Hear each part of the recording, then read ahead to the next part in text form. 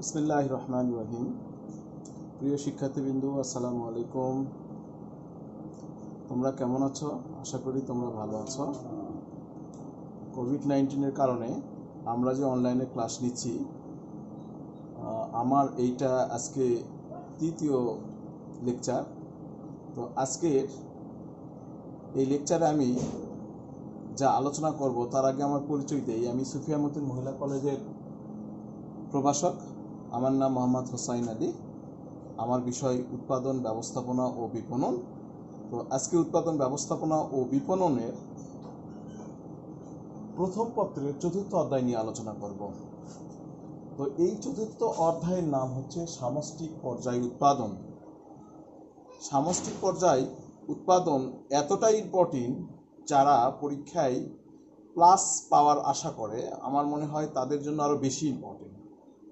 এই অধ্যায়ে এখানে থিওরিক্যাল কোনো প্রশ্ন হয় না, শুধু খতে থিওরিক্যাল হয়, বাকিটাতে গাণিতিক সমস্যার সমাধান করতে হয়। তো গাণিতিক সমস্যার সমাধানে যেহেতু আমরা গাণিতিক সমস্যার সমাধানে কোনো মার্কস কাটার অপশন থাকে না, যারা সঠিক করে থাকে তাদের 4-এ 4, 3-এ 3 দেওয়া হয়। তো সুতরাং এই অধ্যায়টা আমাদেরকে খুব ভালো করে চর্চা করতে হবে। এই অধ্যায়ের কিছু সূত্র আছে, আমাদেরকে সূত্রটা মনে রাখতে হবে, বারবার সূত্র খাতায় করে অঙ্কগুলো করতে হবে, তাহলে অঙ্কগুলো ইজি হয়ে যাবে। তো অনেকের কাছে অঙ্ক শুনলেই ভয় লাগে, তো ভয় পাওয়ার কিছু নেই। ভয়টা দূর করার জন্য আমাদেরকে কি করতে হবে? বারবার অঙ্কগুলো করতে হবে। তো অঙ্কগুলো করব এবং সূত্রগুলো মুখস্থ রাখবো। আমি অঙ্ক পারি, নিয়ম জানি, কিন্তু সূত্র জানি, পরীক্ষায় সূত্র লিখতে পারলাম না। সূত্র লিখতে না পারলে আমার অঙ্ক করা সম্ভব নয়। তো সে কারণে আমাকে সূত্রটা ভালো করে জানতে হবে। তো হ্যাঁ, এখন মূল কথায় আসি, যে এই অধ্যায়ে যে জিনিসটা আমাদেরকে আলোচনা করতে হবে সে জিনিসটা হচ্ছে 1. মোট দেশজ উৎপাদন এবং নির্দেশজ উৎপাদন। 2. মোট জাতীয় উৎপাদন এবং নির্জাতীয় উৎপাদন। 3 হচ্ছে জাতীয় আয়। 4 হচ্ছে মাথাপিছু আয়। তো এই কয়েকটা জিনিসই ইম্পর্টেন্ট আমাদের কাছে, এর মধ্যে কম বেশি আছে। যেমন জাতীয় আয়টা পরীক্ষায় সবচেয়ে বেশি আসে। জাতীয় আয় থেকে আবার মাথাপিছু আয় যেহেতু বের করা যায়, সুতরাং মাথাপিছু জাতীয় আয়ের সঙ্গে পরীক্ষায় এসে থাকে। এছাড়া মোট দেশজ উৎপাদন, মোট জাতীয় উৎপাদন নিয়েও প্রশ্ন হয়ে থাকে। তো আমি এখন প্রথমেই আলোচনা করব যে সামষ্টিক পর্যায় উৎপাদনটা কি। যেহেতু এই অধ্যায়ের নামই সামষ্টিক পর্যায় উৎপাদন, সুতরাং আমাকে সামষ্টিক পর্যায় উৎপাদনটা কি সেটা জানতে হবে। তো সামষ্টিক পর্যায় উৎপাদনটা কি সেটা আমাকে জেনে নিতে হবে। একটা দেশে সামষ্টিকভাবে কোন খাতে কতটা উৎপাদন হচ্ছে তার পরিমাণ এবং এর গতি প্রকৃতি বিশ্লেষণ করাকেই সামষ্টিক পর্যায় উৎপাদন বলে। তাহলে কোন খাতে কতটা উৎপাদন হচ্ছে, তাহলে খাতগুলো আমি প্রথম অধ্যায় উৎপাদনের অধ্যায়ে আলোচনা করে আসছিলাম। খাত কি কি? একটা হচ্ছে কৃষি খাত, শিল্প খাত, সেবা খাত। হ্যাঁ, এখানে ওই 3টা জিনিস নিয়েই আমাদের ওই 3টা জিনিসের উৎপাদন নিয়েই আসলে সমষ্টি মানে একত্রিত করেই আমরা এই সামষ্টিক পর্যায়ের উৎপাদন করে থাকি। তো হ্যাঁ, এখন সামষ্টিক পর্যায়ের উৎপাদনের প্রথম যে স্টেপটা সেটা হচ্ছে মোট দেশজ উৎপাদন। মোট দেশজ উৎপাদন আমাকে এখানে ভালো করে বুঝতে হবে। মোট দেশজ উৎপাদন এবং মোট জাতীয় উৎপাদন, এখানে স্টুডেন্টদের সমস্যা হয়ে যায়। এক সময় দেখা গেছে যে আমি বলছি মোট দেশজ উৎপাদন কি, সে স্টুডেন্টরা মোট জাতীয় উৎপাদন নিয়ে আলোচনা করে আসে। তো এইখানে এই ভুলটা করা যাবে না। এখানে আমার আলোচনা শুনলেই এটা ক্লিয়ার হয়ে যাবে। হ্যাঁ, এখন মোট দেশজ উৎপাদনটা কি? একটা দেশে মানে নির্দিষ্ট সময়ে একটা দেশের অভ্যন্তরে মানে কি? ভিতরে। তাহলে নির্দিষ্ট সময়টা কি? 1 বছর। এখানে তাহলে নির্দিষ্ট সময়ে একটা দেশের অভ্যন্তরে সকল জনগণ দ্বারা, দেশের অভ্যন্তরের সকল জনগণ দ্বারা, তাহলে একটা দেশের ভিতরে যত জনগণ আছে এই জনগণ দ্বারা যতগুলো পণ্য বা সেবা উৎপাদন হয় তার আর্থিক মূল্যকেই মোট দেশজ উৎপাদন বলে। তাহলে এখানে কি দাঁড়ালো?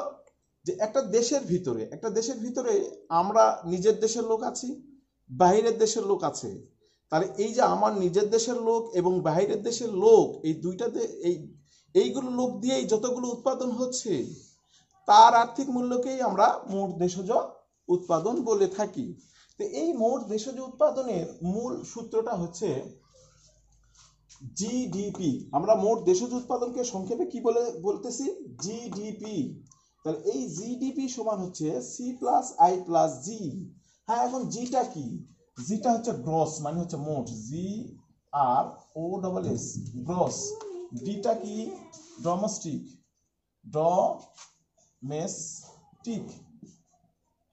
আর পিটা কি? প্রোডাক্ট, পি আর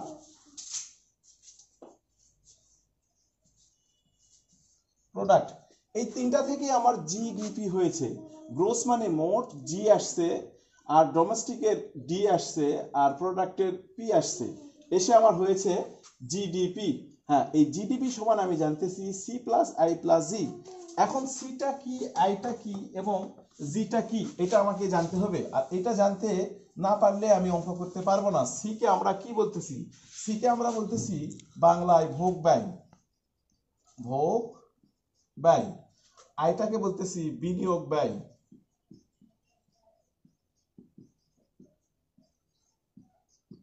আর জিটাকে বলতেছি সরকারি ব্যয়, সরকারি ক্রয় অবলিক ব্যয়। তাহলে আমি এইটা বলতেছি। তাহলে আমাকে ভোগ ব্যয় জানতে হলে, আমাকে ভোগ ব্যয় চিনতে হলে, সি চিনতে হলে ভোগ ব্যয় চিনতে হবে, আই চিনতে হলে বিনিয়োগ ব্যয় চিনতে হবে, জি চিনতে হলে সরকারি ক্রয় বা ব্যয় চিনতে হবে। কারণ অঙ্কেতে এখানে সি, আই, জি এগুলোর মান সরাসরি দেওয়া থাকে না। অঙ্কেতে দেওয়া থাকে ভোগ ব্যয় এত, বিনিয়োগ ব্যয় এত, সরকারি ব্যয় এত, সেখান থেকে আমাকে অঙ্ক করতে হবে। তো এখন আমি মূল অঙ্কে যাই। যেহেতু এই জিডিপি নিয়ে যে অঙ্কগুলো আছে, তার আমি যে ব্যতিক্রম ধর্মী একটু অঙ্ক আছে সেইটা এখানে উঠে আছি। এইখান থেকে আমি অঙ্ক করাবো, তারপরে আমার মূল অঙ্কে যাব। আমি তাহলে প্রথম অঙ্কটা পড়ে নেই। একটা দেশের 2019-20 অর্থ বছরে দেশের অভ্যন্তরে নিজস্ব জনগণ দ্বারা 40,000 কোটি টাকা এবং বিদেশি জনগণ দ্বারা 15,000 কোটি টাকার পণ্য ও সেবা উৎপাদন হয়েছে। এক্ষেত্রে উক্ত দেশের মোট দেশজ উৎপাদন জিডিপি কত? তাহলে আমি যদি এখন বলি যে এইখানে কি সি বা আই বা জি কোনটার মান আছে? মান নেই। সুতরাং এখানে তাহলে এই সূত্রের অঙ্ক হচ্ছে না। তাহলে হ্যাঁ, এখানে কোন সূত্র দিয়ে অঙ্ক করতে হবে সেটা আমাকে ধরে নিতে হবে। আর এইটা ধরতে গেলে আমি যে মোট দেশজ উৎপাদনের সংজ্ঞা বলেছিলাম, সেই সংজ্ঞাতে কি ছিল? একটা দেশের অভ্যন্তরে সকল জনগণ দ্বারা, তার অভ্যন্তরে সকল জনগণ কে কে? দেশের জনগণ, আমার দেশে যারা আছে তা সেই জনগণ, প্লাস হচ্ছে বিদেশের যে বাইরের দেশে যে জনগণ আছে এদের দ্বারা যে পণ্য বা সেবা উৎপাদন হয়েছে তার আর্থিক মূল্যকেই মোট দেশজ উৎপাদন বলতেছি। তাহলে সেখান থেকে এই অঙ্কটা করতে হবে, এরকম ভাবে করতে হবে। জিডিপি সমান, জিডিপি সমান, এখানে লিখতে হবে দেশি জনগণ কর্তৃক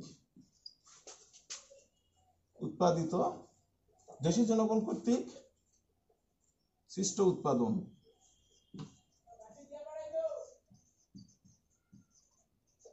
প্লাস দেশে অবস্থানরত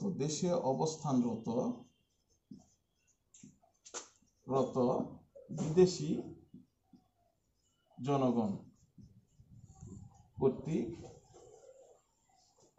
সৃষ্ট উৎপাদন।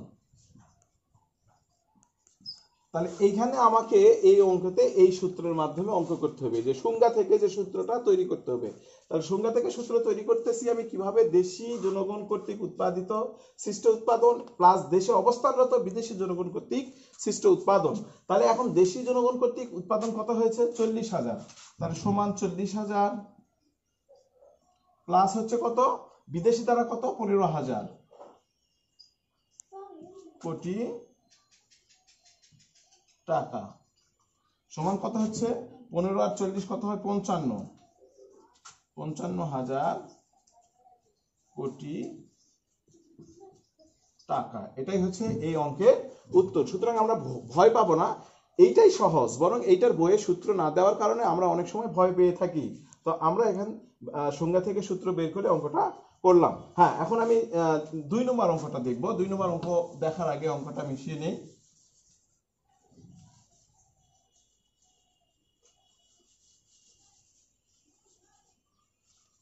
2 নম্বর অঙ্কতে কি বলছে, একটি দেশে উৎপাদন ও আয়ের চিত্র নিম্নরূপ। তাহলে ছক আকারে দেওয়া আছে, উৎপাদন দেওয়া আছে এগুলো, আর টাকা দেওয়া আছে কোটি টাকা, মানে কোটির হিসাবে এত। তাহলে এখন কি কি দেওয়া আছে, কৃষি খাতে উৎপাদন, কৃষি খাতে উৎপাদন কত, এত, মানে 2500 কোটি টাকা। স্বাস্থ্য ও সেবা খাতে উৎপাদন 1300 কোটি টাকা। প্রবাসী আয় এত কোটি। বিদেশি নাগরিকদের উৎপাদন, বিদেশি দাতা সংস্থার অনুদান। উপরের তথ্যাবলী থেকে মোট দেশজ উৎপাদন জিডিপি নির্ণয় করো। তাহলে এখানে আমি মূল সূত্র জানি সি প্লাস আই প্লাস জি।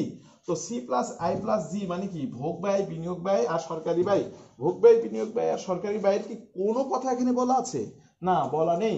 তাহলে আমাকে কি করতে হবে, এখান থেকে ধরে নিতে হবে আগের যে অঙ্কটা করেছি, যে সূত্রটা লিখেছিলাম, ওই সূত্র থেকেই এই অঙ্ক করা যাবে। কিভাবে, এখানে আমার কৃষি খাতের উৎপাদন মানে কি, আমার দেশের জনগণ দ্বারা যে কৃষি খাতের যে উৎপাদন হয় সেটা। তারপর স্বাস্থ্য ও সেবা খাতের উৎপাদন, আমার দেশের জনগণ দ্বারা স্বাস্থ্য খাতের যে উৎপাদন, সেবা করে যে আয় করা হয় সেটা। এখানে বলা আছে প্রবাসী আয়। হ্যাঁ, এই প্রবাসী আয়টা কি হবে এই অঙ্কেতে অ্যান্সার আনা যাবে? না, যাবে না। এটা হচ্ছে ক্রস মানে বাদ, এটা অতিরিক্ত আকারে দেওয়া আছে, অতিরিক্ত আকারে দেওয়া আছে। কারণ প্রবাসী মানে কি, আমার যে ভাইটা বাইরে আছে বা আমাদের যে ছেলে মেয়ে যাই বিদেশে কাজ করে তারাই হচ্ছে প্রবাসী। আর এই প্রবাসী মানে কি, প্রথম সংজ্ঞাতে আমার বলা ছিল দেশের অভ্যন্তরের সকল জনগণ দ্বারা। তাহলে দেশের ভিতরের জনগণ দ্বারা, তাহলে প্রবাসে যারা বাইরে যারা আছে তারা কেউ দেশের ভিতর জনগণ নয়। সুতরাং এইটা আমরা নিয়ে আসতে পারবো না অঙ্কেতে। তারপর বলছে বিদেশি নাগরিকদের উৎপাদন। হ্যাঁ, বিদেশি নাগরিক যারা আমাদের বাংলাদেশে অথবা যে দেশেরই কথা বলি সে দেশে যদি উৎপাদন করে তাহলে সেটা মোট দেশজ উৎপাদনের মধ্যে নিয়ে আসতে হবে। এরপরে বলা আছে দাতা সংস্থার অনুদান। না, এটা এই অঙ্কেতে আনা যাবে না। সুতরাং আমাকে কি কি করতে হচ্ছে, এই দুইটা মিলে একটা, আর এইটা, আর এইটা, এই তিনটা যোগ করলেই আমার জিডিপি হয়ে যাবে। তাহলে এই তিনটা যোগ করবো কিভাবে, মানে হচ্ছে এভাবে লিখবো 2500 যোগ 1300 যোগ হচ্ছে এক্সট্রা হচ্ছে এই বিদেশি নাগরিকদের উৎপাদন 2000 এইগুলো আমরা যোগ করে দিয়ে যেটা অঙ্ক হবে সেটাই অঙ্কের উত্তর। 0038, তারপরে হচ্ছে 3 যোগ হচ্ছে 2000 5800 এত কোটি টাকা, এত কোটি টাকা, এত কোটি টাকা এই অঙ্কের উত্তর। হ্যাঁ, এখন কথা হচ্ছে যে আমি যে মূল সূত্রটা জানি, জিডিপি সমান সি প্লাস আই প্লাস জি, মানে ভোগ ব্যয় প্লাস বিনিয়োগ ব্যয় প্লাস সরকারি ব্যয়। এইটার তো এখনো কোনো অঙ্ক নেই। হ্যাঁ, এইটারও অঙ্ক আছে। সরাসরি এই ধরনের অঙ্ক যদি আমরা পেয়ে থাকি তাহলে তো আমরা ইজিভাবে করতে পারবো। আমি যদি ভোগ ব্যয় চিনে থাকি, আমি যদি বিনিয়োগ ব্যয় চিনে থাকি, আমি যদি সরকারি ব্যয় চিনে থাকি, তাহলে আমি সহজে অঙ্ক করতে পারবো।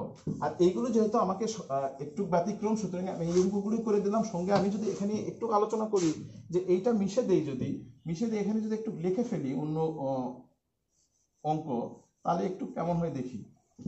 এখানে যদি আমি লিখি এই 2500 টাকা, এখানে যদি লিখি আমি ব্যক্তিগত ভোগ ব্যয়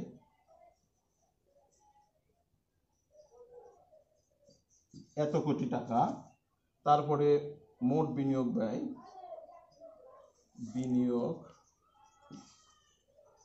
এত কোটি টাকা, তারপরে যে বলি রপ্তানি, নিট রপ্তানি এত কোটি টাকা, তারপরে যদি অপচয় এত কোটি টাকা, তারপরে যদি বলি সরকারি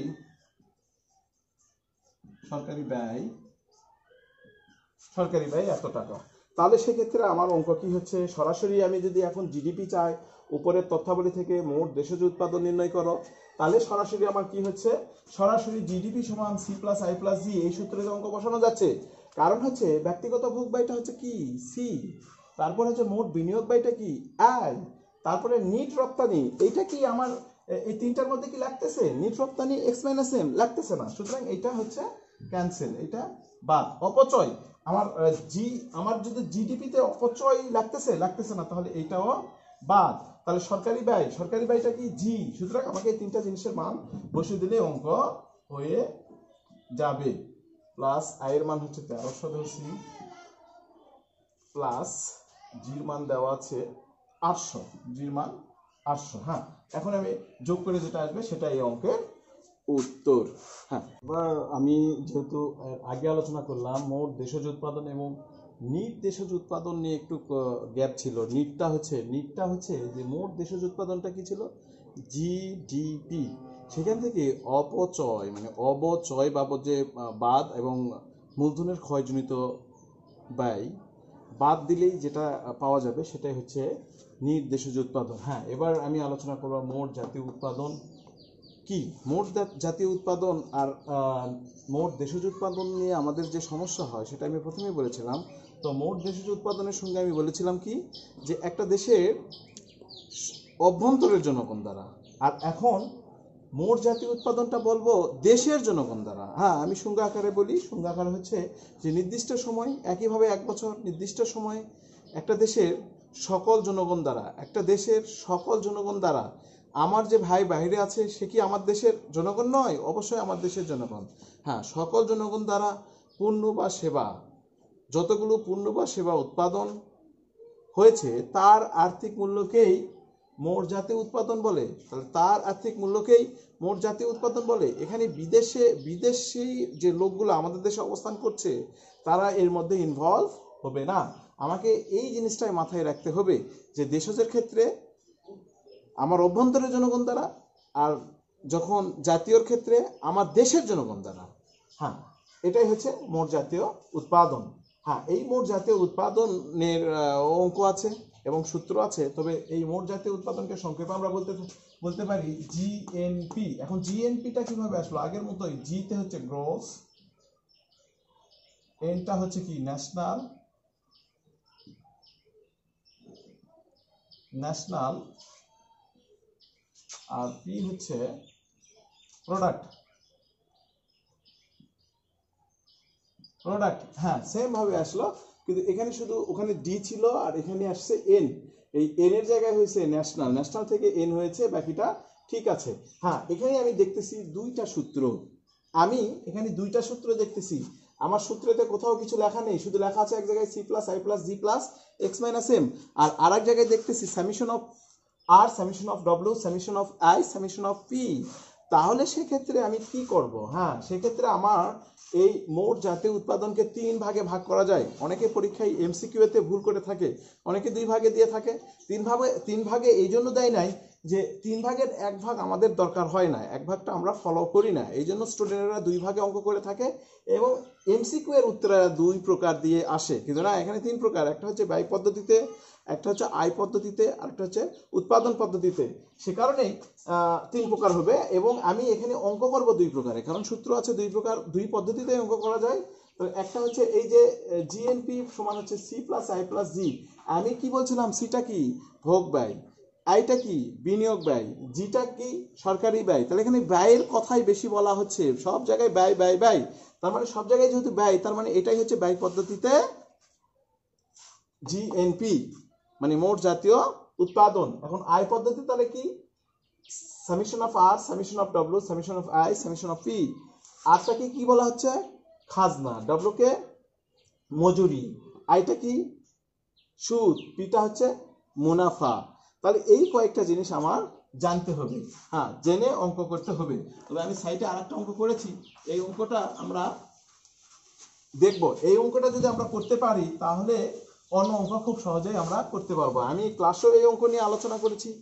এই অধ্যায়ের সবচেয়ে কঠিন অঙ্ক বলা যায় যদি আমি এই অঙ্কটা বুঝি, কিন্তু আমি যদি কৌশলগত অঙ্ক করতে পারি তাহলে আমার আর এই অঙ্কেতে কোনো সমস্যা আসবে না, বা এই মোট জাতীয় উৎপাদনের কোনো অঙ্কেতে সমস্যা আসবে না। হ্যাঁ, কিছু অঙ্কে দেখা গেছে সরাসরি C plus I plus G plus X minus M, মানে সি হচ্ছে ভোগ ব্যয় দেওয়া থাকবে, বিনিয়োগ ব্যয় দেওয়া থাকবে, সরকারি ব্যয় দেওয়া থাকবে, এক্স মাইনাস এম মানে হচ্ছে নিট রপ্তানি, এগুলো দেওয়া থাকবে। কিছু অঙ্কে এখানে খাজনা সরাসরি, মজুরি সরাসরি, সুদ সরাসরি, মুনাফা সরাসরি দেওয়া থাকবে, সেখানে আমি সরাসরি অঙ্ক করব।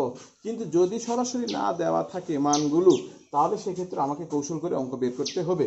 তাহলে এই অঙ্কতে আমার কি বলেছে যে নিচে একটি দেশের আর্থিক বছরের কতিপয় তথ্য প্রদত্ত হলো, তার ছক আকারে দেওয়া আছে উৎপাদন এগুলো হয়েছে, এগুলো টাকার পরিমাণ দেওয়া আছে।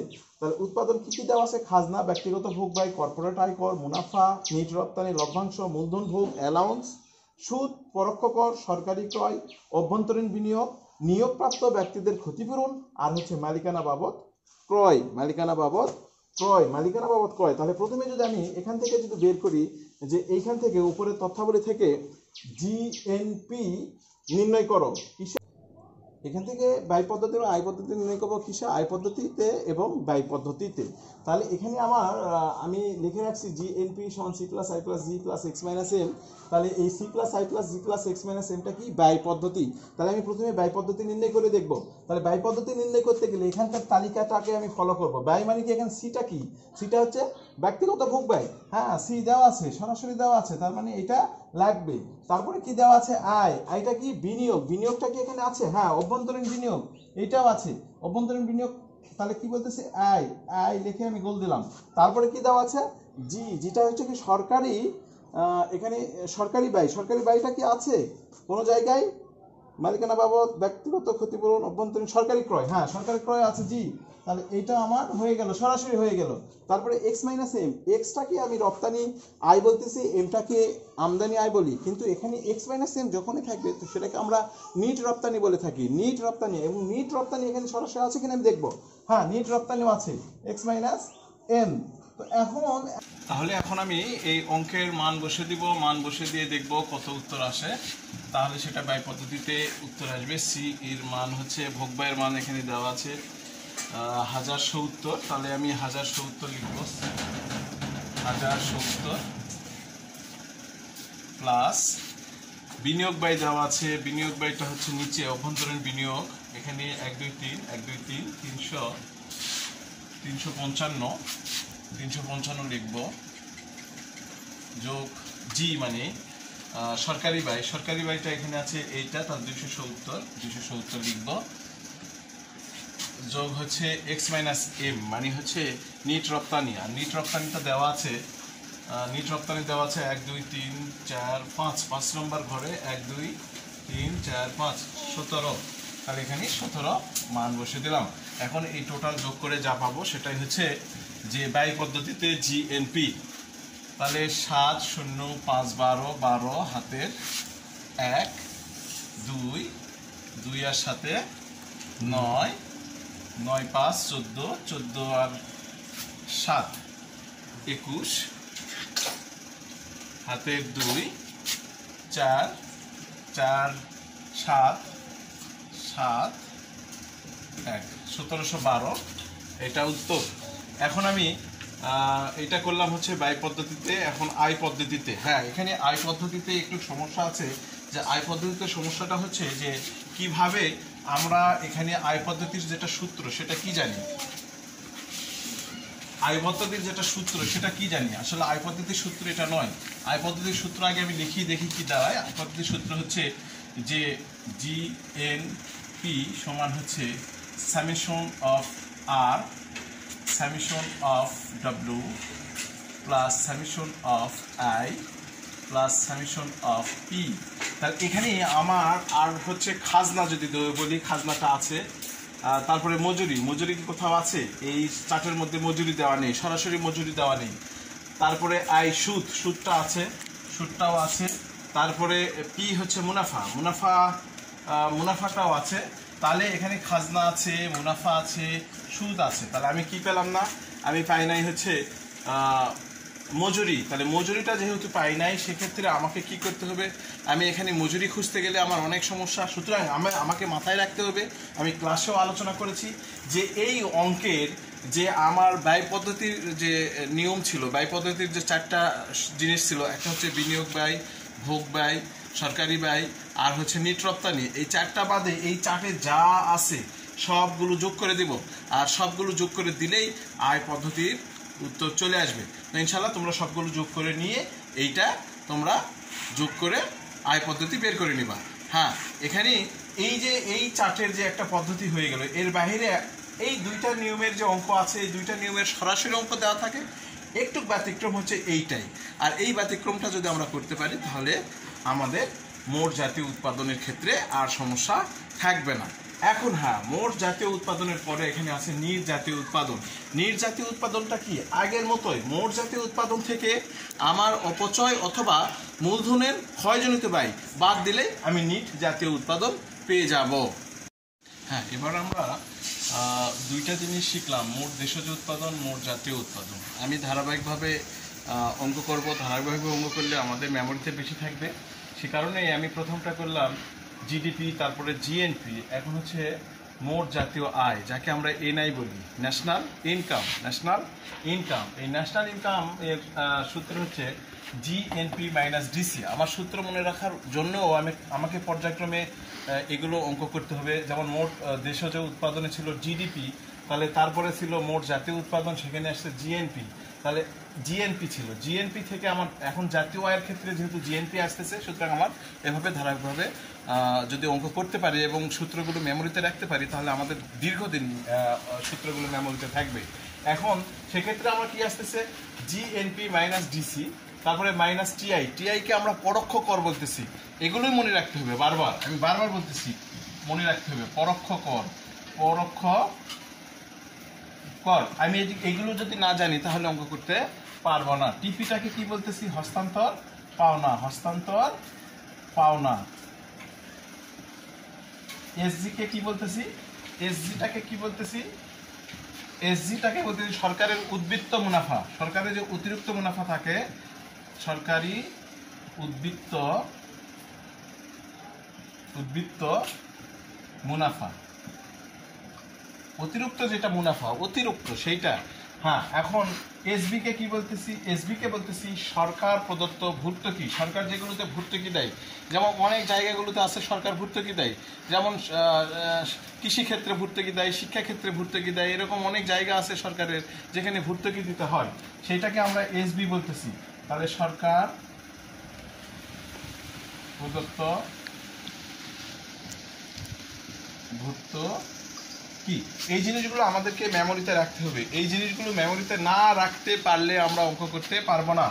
আর এই অধ্যায়ের সবচেয়ে বেশি ইম্পর্টেন্ট অঙ্কই হচ্ছে যে এই মোট জাতীয় আয়। মোট জাতীয় আয় থেকে মাথাপিছু আয় চাই। আমি মাথাপিছু আয় যদি মোট জাতীয় আয়টা না জানি, তাহলে মাথাপিছু আয় বের করতে পারবো না। সে কারণে আমাকে এনআই মানে মোট জাতীয় আয় বের করতে জানতে হবে। আর বের করতে জানার উপায় হচ্ছে যে আমাকে এই কয়টা জিনিস জানতে হবে। এই কয়েকটা জিনিসের মধ্যে আমি আগেই জিএনপিটা জানি, যেটা হচ্ছে কি মোট জাতীয় উৎপাদন।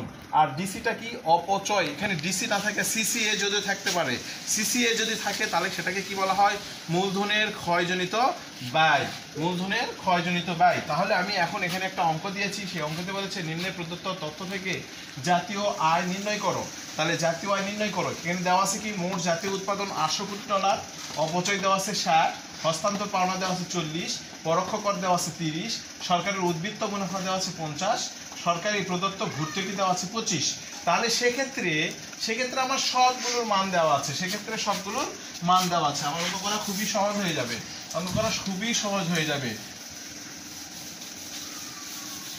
তাহলে আমি মান বসে দিব। জিএনপিটা কত দেওয়া আছে, 800 কোটি ডলার, বিয়োগ হচ্ছে ডিসিটা কত দেওয়া আছে 60 মানে অপচয়, বিয়োগ টিআইটা দেওয়া আছে এখানে কত, টিআই মানে হচ্ছে পরোক্ষ কর 30, তারপরে বিয়োগ হচ্ছে হস্তান্তর পাওনা দেওয়া আছে 40। এই যে আমি যে এখানে তো টিআই টিপির মান সরাসরি দেওয়া থাকবে না, সুতরাং আমাকে কি করতে হবে, এইগুলো জানতে হবে। আমি জানবো না, অঙ্ক করতে পারবো না।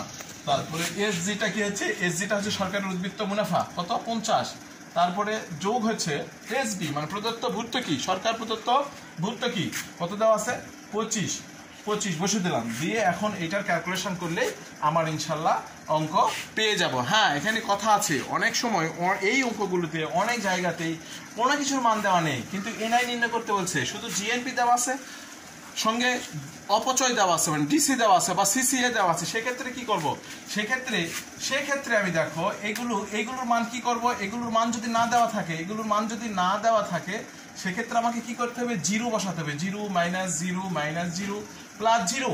তাহলে শুধু যদি এইটুকুর মান দেওয়া থাকে, তাহলে এইটুকুর ক্যালকুলেশন করলে আমার অঙ্ক হয়ে যাবে, তাহলে আমি সেটাই এনআই পেয়ে যাব। আর যদি এইটুকুর ক্যালকুলেশন, আবার যদি ডিসির মানটাও যদি না থাকে, জাস্ট শুধু কি করব, এইটুকুর মান বসে দিব, তাহলে আমার অঙ্ক পেয়ে যাব।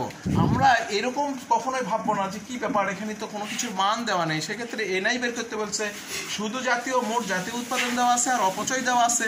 হ্যাঁ, যেটার মান দেওয়া থাকবে সেটুকুর মান বসাবো, বাকি জায়গাগুলোতে আমি 0 0 0 বসে দিব। 0 0 যদি বসে দেই, তাহলে আমার অঙ্কটা আর সমস্যা থাকবে না। অথবা 0 না বসালেও চলবে, ওখানে ফাঁকা রাখলেও চলবে, তবে হ্যাঁ আমরা 0 বসে দিয়ে অঙ্ক করব, তাহলে আমাদের অঙ্ক হয়ে যাবে। তাহলে এখন লাস্ট থাকলো হচ্ছে মাথাপিছু আয়। মাথাপিছু আয়টা কি, এই যে মোট জাতীয় আয়কে, একটা দেশের মোট জাতীয় আয়কে ওই দেশের জনসংখ্যা দ্বারা ভাগ দিলেই মাথাপিছু আয় পাওয়া যায়। যেমন বাংলাদেশে মোট জাতীয় আয় যদি ধরা যায় কয়েক হাজার কোটি ডলার, সেক্ষেত্রে আমি জনসংখ্যা কত, এখন যদি 18 কোটি বলি, তাহলে 18 কোটি দ্বারা ভাগ করলে আমার এই মাথাপিছু আয় পেয়ে যাব। ঠিক আছে, তাহলে আমি মাথাপিছু আয় পেয়ে যাব। তাহলে আমাকে মাথাপিছু আয়ের আর অঙ্ক করার প্রয়োজন হচ্ছে না, জাস্ট সূত্র জানতে হবে। সূত্রটা কি? সূত্রটা হচ্ছে মাথাপিছু আয় সমান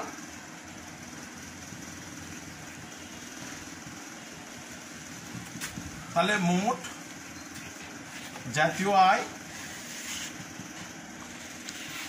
ভাগ জনসংখ্যা, ভাগ জনসংখ্যা। হ্যাঁ, জনসংখ্যা এখানে অঙ্কের সরাসরি জনসংখ্যা দেওয়া থাকবে। আর যদি অঙ্কেতে মোট জাতীয় আয় সরাসরি দেওয়া থাকে, তাহলে সরাসরি যদি দেওয়া থাকে তাহলে তো আমার জন্য অঙ্ক করা খুবই সহজ। আর যদি না দেওয়া থাকে তাহলে আমাকে এই সূত্রের মাধ্যমে আমার জাতীয় আয়টা বের করতে হবে। জাতীয় আয় বের করে আমি এই মাথাপিছু আয় বের করব। হ্যাঁ, এই যে 4টা জিনিস আমরা শিখলাম, মোট দেশজ উৎপাদন, মোট জাতীয় উৎপাদন, মোট জাতীয় আয়, মাথাপিছু আয়, এই 4টা জিনিসই ইম্পর্টেন্ট। এর বাইরে পরীক্ষায় অনেক সময় আমরা দেখে থাকি যে একটা জিনিস পরীক্ষায় আসে, মাঝে মাঝে আসে, সব সময় না, মানে এইটা প্রকৃত জাতীয় আয় কি, প্রকৃত জাতীয় আয়, আর একটা সূত্র হচ্ছে মাথাপিছু প্রকৃত জাতীয় আয়। এই দুইটা জিনিস তাহলে প্রকৃত জাতীয় আয় সমান কি আছে, আর্থিক জাতীয় আয় গুণন 100 ডিভাইডেড দাম সূচক। আর একটা দেওয়া আছে এখানে। এখন প্রশ্ন হলো আর্থিক জাতীয় আয় কোত্থেকে আসবে? হ্যাঁ, এই অঙ্কগুলোতে সরাসরি আর্থিক জাতীয় আয়ের মান অঙ্কে দেওয়া থাকে, তাহলে সেক্ষেত্রে আর্থিক জাতীয় আয়ের মান আমি সরাসরি বসে দেবো, সমস্যা নেই। এবং দাম সূচকের মানটাও দেওয়া থাকে। গুণন যেহেতু 100 আছে, সুতরাং এইটা পার্সেন্ট আকারে লিখতে হবে। লাস্টের উত্তরে আসবে এরকম 50 যদি আসে 50 লিখে পার্সেন্ট লিখতে হবে। ঠিক আছে, এখন বলা হচ্ছে মাথাপিছু প্রকৃত জাতীয় আয় সমান কি? প্রকৃত জাতীয় আয় গুণন 100 ডিভাইডেড মোট জনসংখ্যা। হ্যাঁ, অঙ্কেতে মোট জনসংখ্যা দেওয়া থাকবে, কিন্তু প্রকৃত জাতীয় আয় হয়তোবা দেওয়া থাকবে না। কিন্তু প্রকৃত জাতীয় আয় না দেওয়া থাকলে ওখানে আর্থিক জাতীয় আয় দেওয়া থাকবে এবং দাম সূচক দেওয়া থাকবে। তাহলে আর্থিক জাতীয় আয় এবং দাম সূচক দেওয়া থাকলে আমি প্রকৃত জাতীয় আয়টা বের করতে পারবো। আগে আমি প্রকৃত জাতীয় আয় বের করে নিব, নেওয়ার পর আমি এই জায়গাতে মান বসে দিয়ে অঙ্কের উত্তর করব। হ্যাঁ, এখন এই অধ্যায়ে মোটামুটি এ পর্যন্তই। আমরা যদি বারবার চর্চা করে থাকি তাহলে আমাদের এই অধ্যায়ের অঙ্কের আর কোনো সমস্যা হবে না। আর এই অধ্যায় নিয়ে আমাদের ভয় পাওয়ার এমন কিছু নেই। এইটা অঙ্ক যেহেতু আমাদেরকে একটু চর্চা করতে হবে, বারবার খাতায় করতে হবে। অনেক সময় আমরা অনেক অঙ্ক জানি যেটা আমি পারবো, কিন্তু পরীক্ষার হলে গিয়ে দেখি যে আমি আর পারতেছি না। এটার কারণ হচ্ছে আমরা খাতায় না করার কারণে। আমাদের খাতায় না করলে আমরা অঙ্ক পারবো না। সুতরাং আমাদেরকে বেশি বেশি করতে হবে, বেশি বেশি পড়তে হবে, বেশি বেশি লিখতে হবে। হ্যাঁ, এই বলেই আজকের এই অধ্যায় শেষ করছি এবং তোমাদেরকে বারবার বলছি যে তোমরা বাড়িতে বেশি বেশি পড়ো, যেহেতু সময় পেয়েছো। বিশেষ করে পরীক্ষার্থী যারা আছে তারা আরও বেশি পড়বা, যেহেতু তোমরা অন্যর চেয়ে এখন একটু সময় পেয়েছো, গ্যাপ পেয়েছো। সুতরাং পড়াশোনা করো বাড়ির থেকে। হ্যাঁ, ইনশাল্লাহ অবশ্যই তোমাদের ভয় কেটে যাবে এবং রেজাল্ট ভালো করতে পারবা। এই বলে আমার কথা শেষ করছি।